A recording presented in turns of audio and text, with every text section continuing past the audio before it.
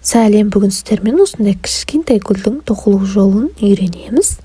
Ол үшін бізге осындай жіп керек болады. Менде Alize Diva жібі. Осындай қыстырғыштарға сәндеуге өте әдемі жіп түрін, гүл түрін үйрететін боламын.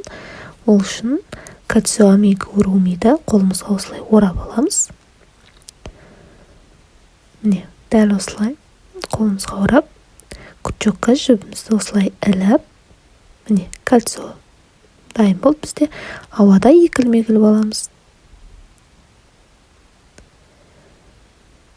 Міне, ауада дәл осылай екілмегіліп гүлімізді тоқуға кірісеміз. Күрчекке жібімізді ораймыз. Жаңағы кольцодан күрчегімізді шығарып, жіпті күрчекке іліп, дәл осылай шығарамыз. Ары қарай ешқандай тоқу болмайды. Дәл жаңағыдай күрчекті кольцодан шығарып, енді толық бәрін бірге шығарып аламыз. Ауада тағы екі рет іліп, бірінші күлтемізді аяқтаймыз.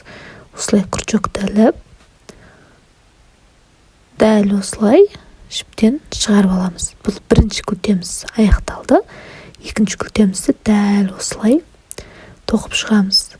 Видеоға мұқият қараңыздар. Екі рет іліп аламыз ауада.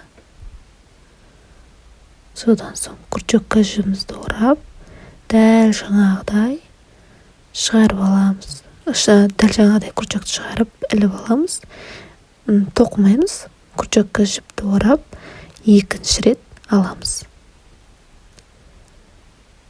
Міне, енді күрчекке жібімізді орап, барлық жіпті бірге шығарып аламыз.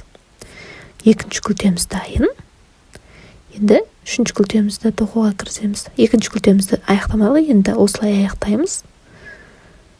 Дәл осылай 5 күлте тоқып, гүліміз сонымен аяқталады.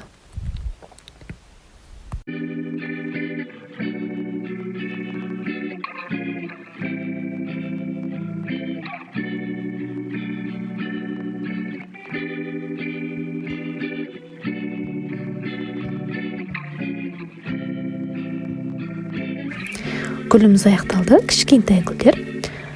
Қалағанша сәндесеңіз болады. Мен заколкилерге осылай сәндегенде өте күшті шықты. Қараңыздар.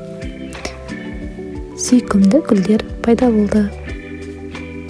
Ал мастер-класс ұнаса, лайк басып, комментарий қалдырып кетіңіздер.